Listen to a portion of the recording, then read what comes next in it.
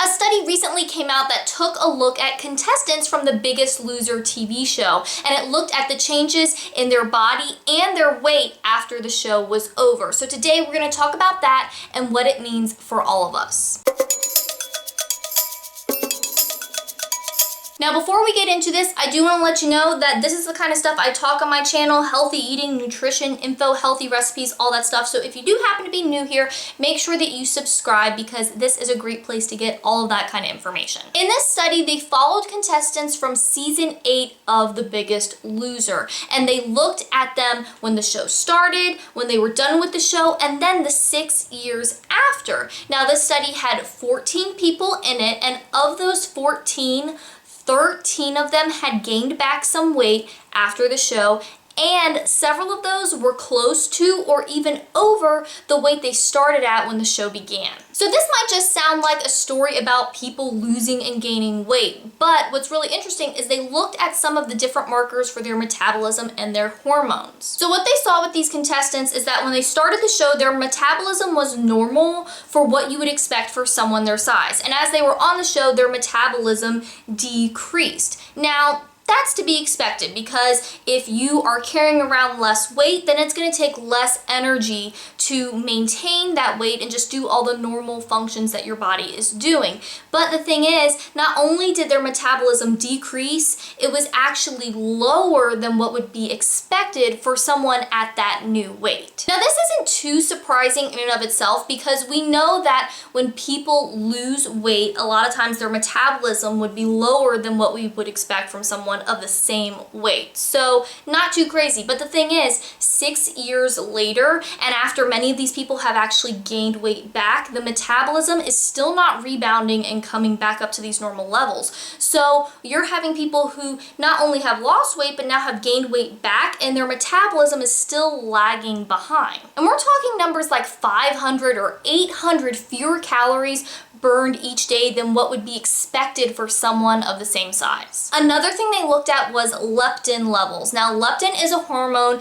that lets our body know that it's full and that we can stop eating. So these contestants, when they started the show, their leptin levels were normal. When they finished the show, the leptin levels were like basement level, like really, really dramatically low. And now, 6 years later, the levels still aren't back up to normal. They're maybe like halfway there. They're kind of making their way up, but they're not there yet. And so that's really important to look at too, because if leptin makes you feel full, then that means that these people, even when they're eating a normal amount of food for their body, could still be hungry and maybe even ravenously hungry because their body isn't giving them those hormonal signals. So what this is showing, both the metabolism and the leptin levels, is that the body is really trying to pull that person back up to the previous weight. It's really doing everything it can to push the weight back up. And even once these people have gained some of the weight back, things really still aren't coming back to that normal level. So what does all of this mean for us? Well, first off, this is a very small sample size. It's only 14 people. So we have to keep that in mind. It's not hundreds or thousands of people that they're looking at.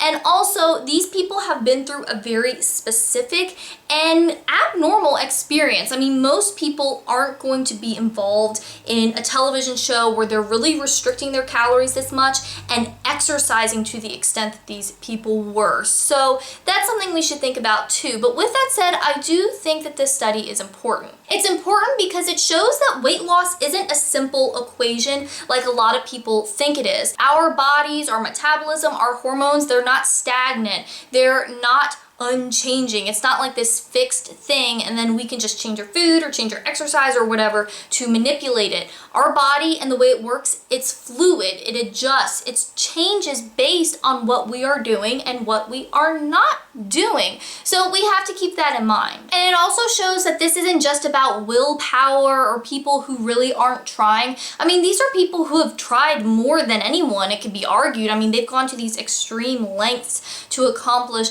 weight loss loss. So it's not that they don't want it or that they're not willing to put in the effort, but there's a lot of other factors involved here. And now we don't have like diaries of what they were eating or what was going on at this time. So we don't know the specifics on that, but I think it really shows that it's not just about like gritting your teeth and doing it. There's a lot of stuff going on here, and a lot of it is biological. The body really pushing back and adjusting to what we're doing to it. Now, I have seen some former contestants of the show speak out about this who have maintained their weight. And whenever anything like this happens, there's always this camp of the people who have maintained their weight or like really hardcore promoting the show. And then there are the people who kind of are the speaking out against what's happened and all this kind of craziness. And I guess it makes for good television. But some of the people who have maintained their weight, you know, I've seen them say things like, well, my metabolism isn't damaged from being on the show. My metabolism was damaged before the show because of how I was treating my body, because I was eating all these unhealthy foods and not exercising. The show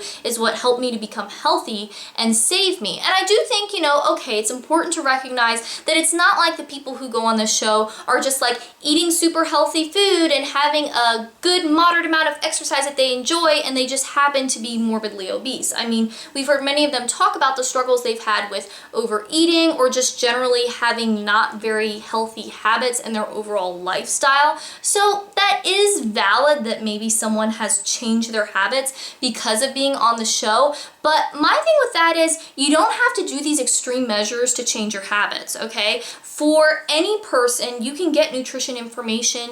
You can seek it out online through videos like this. If you want something personalized, you can come to someone like myself. You know, I take one-on-one clients. This is what I do for my job. You can do that. You don't have to be on some crazy television show, and you don't have to go through these extreme measures to learn information. And I would argue that doing these extreme things really has a better chance of setting you up for failure because it's not real world. You know, these people aren't going through real life experiences, and they're also putting their body under a tremendous amount of stress. And so yes, while some of these people may have learned nutrition information or cooking information or how to exercise while they were on the show, that doesn't mean that the show or the experience is good or overall positive for someone's health. And something else that really makes my blood boil with this whole thing is the people who will say, okay, well, these people, this is just the, you know, the cards that they were dealt. So what if they have to work out 2 or 3 hours a day and be hungry all the time?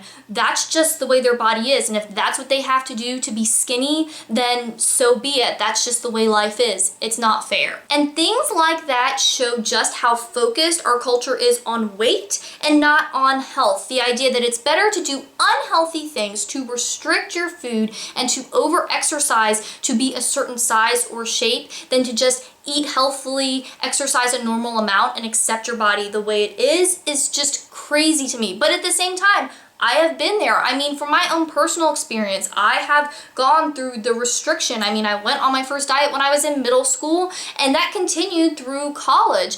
And each time I would lose weight, I would get down to the weight that I wanted to be. And you know what? I was freaking hungry. And over time, the weight would come right back. And it wasn't like I was suddenly binging on donuts and bags of chips. I was eating oftentimes the same thing I was eating when I was losing weight, and my weight was going back up. And my reaction was to start pulling things out. Pull this out, pull this out. Still not working, pull this out. To the point where, I mean, I was at a stage where I wasn't eating breakfast or lunch because I just felt like I just can't eat that or I'm gonna gain weight. And after all of that, it really took time for me to get back to a healthy place, both mentally and physically. And now I'm at a point where as long as I eat well and I exercise a normal amount and take care of my body, my weight is really stable. But that was because of a few things. One, I stopped focusing on weight and started focusing on health and just tried to accept that my body might not be where I want it to be. And also realize that my body is fine the way it is. You know, I'm not at the weight that I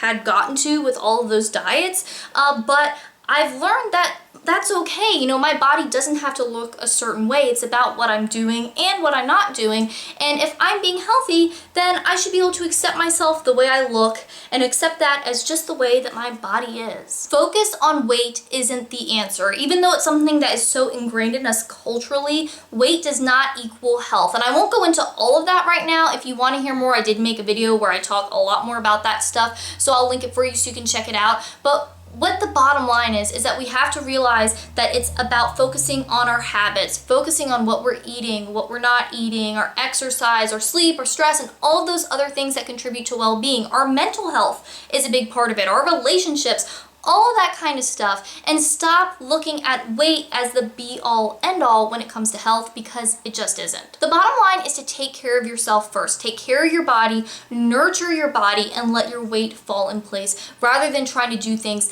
the other way around, because when you do it weight first, you really can end up in a place where you're doing a lot of unhealthy things and you can really end up damaging your body, as we're seeing with these contestants. So those are my thoughts on the Biggest Loser weight gain study. I hope you liked this video, and let me know in the comments, what do you think about this whole situation? And if you're new to my channel and you want more healthy eating tips, nutrition info, and healthy recipes, make sure that you subscribe, because eating healthy and living a healthy lifestyle really doesn't have to be complicated, and I want to show you how to do it. And if you're loving the free info here, but you're finding that you need something more personalized, don't forget that I do offer one-on-one nutrition sessions. So if you're interested in working with me, just let me know and we can get that set up for you. Thanks for watching. I hope you're having a great day, and I'll talk to you next time.